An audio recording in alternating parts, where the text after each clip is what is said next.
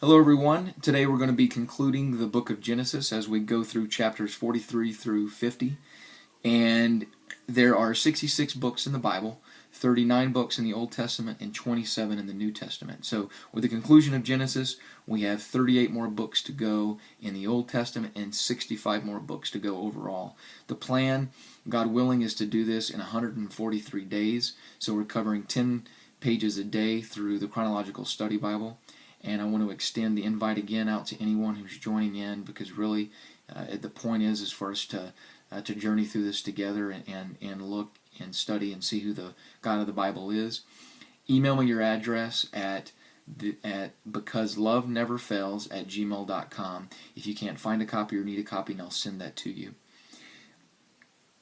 When we look at today, we're going to take a snapshot of these chapters 43 through 50. Also, ground ourselves where we're at in history. We're going to look at some potential situations here in terms of civilization and the dynasties of Egypt and where we find ourselves historically. Then also we're going to look at Joseph as type, and we'll define that when we get there. So where we're at historically, we're pushing up to about 1500 BC. And when we transition into Exodus tomorrow, we're going to be at the 1500 BC mark. So we're pushing up against 1500 BC, and civilization-wise, what's going on here?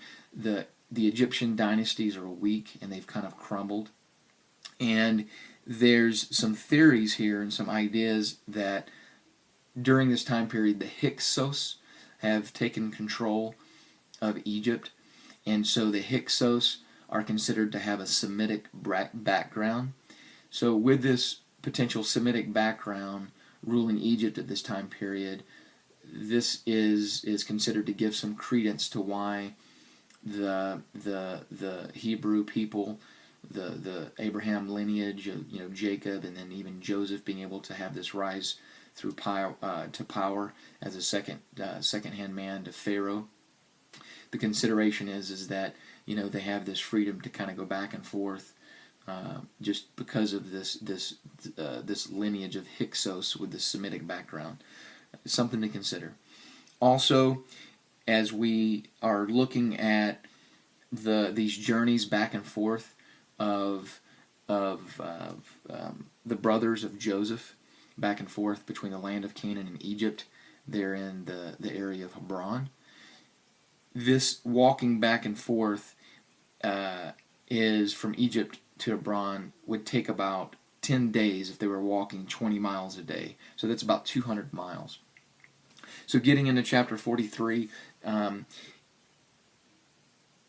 basically Joseph's brothers are returning with Benjamin. So in the previous chapter, the brothers, 10 of the brothers, right, would have come down because of this, and I say 10 because Benjamin was left behind, and at this time, at least according to the brothers and Jacob, the father, Joseph is considered dead, and so these 10 brothers come down because of the famine, and they're coming down to get food from Egypt. Joseph has set aside food in these storehouses, and everyone's coming to this area to get it. But in this first part, Joseph basically had commanded them to go back and get their younger brother Benjamin and bring him back. So they did get food on this first trip. Simeon is held hostage, and they return to their father Jacob in the land of Canaan, and they end up bringing back Benjamin. So now all the brothers are coming back, and when they come back, Joseph ends up having a meal with him in their home. The brothers are scared because, again, at this point they don't know who Joseph is, and he sees Benjamin, Joseph does, and he verifies it by asking, "Hey, is this your younger brother of whom you spoke to me?" And he says, "God be gracious to you, my son." And it says that his heart yearned for his brother. So he's yearning to, for his brother, and Joseph has to take himself out of this scene to cry. He's so yearning to, I would imagine, to reveal himself and to really just embrace his brothers. But he separates himself out to cry. And let's see what else here in 43. Also, we find in 43 that they sit, that they're having to sit in order. So as all of the brothers are sitting, it's from oldest to youngest. That would be traditional at this time, because your order of birth was very key to how you received your inheritance. Yet in this, it was just kind of interesting for me to see that Benjamin, even though he's the youngest, is getting 5 times more of the food, right? So these blessings are being bestowed upon him during this time period. And then they are to be sent back. So they're being sent back in chapter 24. They're leaving to go back to the land of Canaan, and Joseph sets them up. Joseph calls one of his stewards and says, "Hey, put money in the sacks of the men that are leaving, and in the youngest brother's sack, Benjamin, I want you to put my silver cup." And that's what he does. And so as they're leaving, the steward pursues the brothers as they're heading back to the land of Canaan, and says, "Hey, what did you guys do? You guys you were paying evil for good." And so he catches up with them, and he searches out their. I'm sorry. Before we say that, so he says it's not. So he's the steward is. What's the word? Convicting, accusing them of stealing the silver cup of Joseph, and they're saying, "Hey, we haven't done such a thing. You can check through everything that we have, and he who has the cup, it's your right to kill him." And then the steward says, "No, but I'm not going to kill anybody. But now also let it be according to your words. He with whom the silver cup, is found shall be my slave, and you shall be blameless." And so he opens up all the sacks. And sure enough, Benjamin has the silver cup in his sack. And now they're returning back to Egypt. They're brought forward to in front of Joseph, and here we see Joseph interceding, basically telling him, relaying what Jacob the father had said before they had left, of Judah saying to Joseph, "Listen, my father would literally die if we don't bring Benjamin back. He's the son of his old age. He's the youngest son, and our father would die. So, look, let my brothers return with Benjamin. Me, Judah, I'll stay here in his stead. Keep me. I'll be your slave, and let the lad go up with his brothers," he says. And so in chapter 25, it says Joseph could not restrain himself any longer. So he couldn't restrain himself as he's before all of them, and there seems to be this court of other Egyptians and whatnot in the house. And Joseph says, "Make everyone go out for me." So no one stood with him while Joseph made himself known to his brothers. And outside of the house, the Egyptians could hear the weeping out loud. And Joseph says to his brothers, "I am Joseph. Does my father still live?" But his brothers could not answer him, for they were dismayed in his presence. And Joseph said to his brothers, "Please come near to me." And they come near, and he says, "I am Joseph, your brother, whom you sold into Egypt. But now, do not therefore be grieved or angry with yourselves, because you sold me here.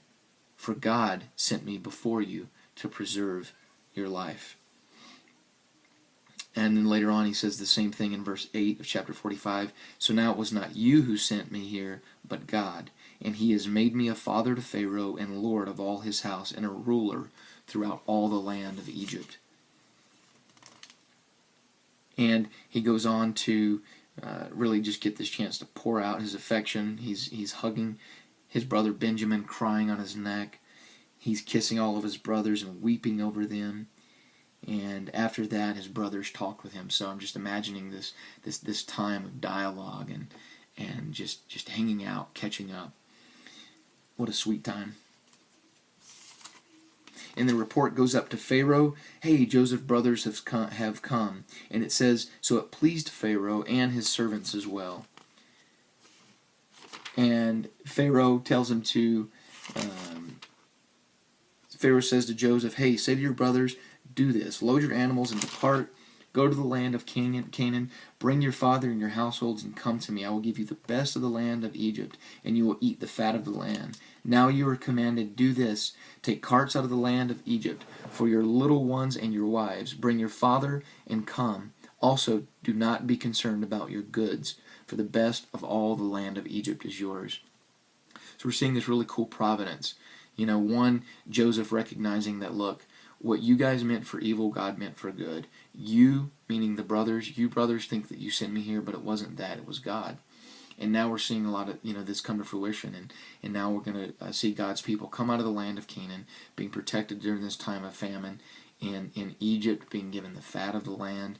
And this is going to set up the growing of the Israel nation as we move into Exodus and see things transpire there. So sure enough, Jacob comes down to Egypt, and they settle. So all of them, it says about 70. So 70 in total came down out of Hebron into Egypt, and they're in the land of Goshen. So the land of Goshen would be, if you look at Lower Egypt here, this is Upper Egypt. This is considered lower because it's where the river goes to. The land of Goshen would be right around these rivers here, or the city of Rameses. So they're settling there. Jacob at this time would be 130 years of age. He's going to live an additional 17 years in Egypt, and Jacob's going to die at the age of 147. So after this pilgrimage, then, if you will, from the land of Canaan to Egypt, Jacob was in Egypt 17 years. And so basically Joseph continues to deal with the famine. They run the people who are coming, buying money. We see this economic collapse. They no longer have money, so now they're offering livestock. So now Pharaoh's getting all the livestock as well. So all the money's been gathered, now all the livestock. Well, then they even run out of livestock. So then the people needing food offer up themselves and their land, which is the case. So now Pharaoh has all the land as well, and then they're kind of almost like in servitude to Pharaoh now. And then there's this law set up by Joseph that those people who are working the land are to give 1/5 of everything to Pharaoh. So 20% of the crops will go to Pharaoh. And then we see these blessings given to in chapter 48 and 49 as Jacob blesses Joseph's sons. So Joseph's sons are Manasseh and Ephraim. And then also Jacob blesses all of his sons as they gather in chapter 49. So the 12 tribes of Israel are settled here.